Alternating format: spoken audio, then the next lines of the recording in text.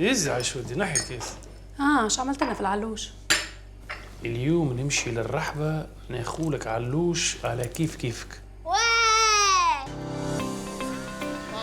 يا بابا ترى أنا هو اللي عجبك. أنا كون كبار. هذاك اللي يقولون كبار؟ إيه يا ما بابا العلوش ما لازمناش نشريوه خاطر يقولون كبار كهورة. تعرف كيفاش لازمنا نختاروه العلوش؟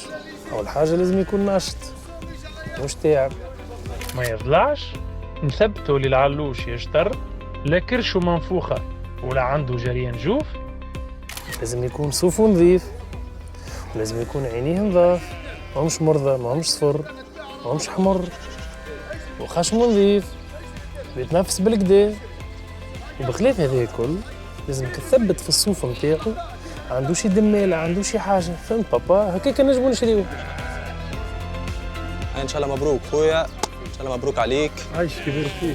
نجمش تعاوني خلينا نطلع في الماء؟ لا ما ننصحكش خويا تطلع العلوش في الماء باش تضمن الفحية نتاعك توصل لاباس. لازم تعبي العلوش في حاجة مستاسعة ومتهوية باش تجنبوا ستريس.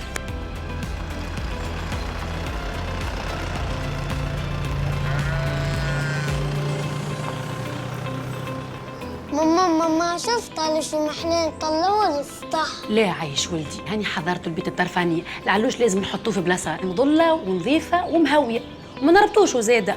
وانتي بابا باش تلاقيلو بالماكلة نتاعو. هاكا شريت لك القرد.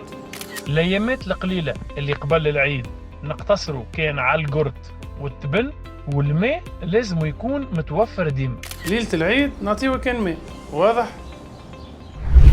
الهيئة الوطنية للسلامة الصحية للمنتجات الغذائية من أجل سلامة غذاء تونس.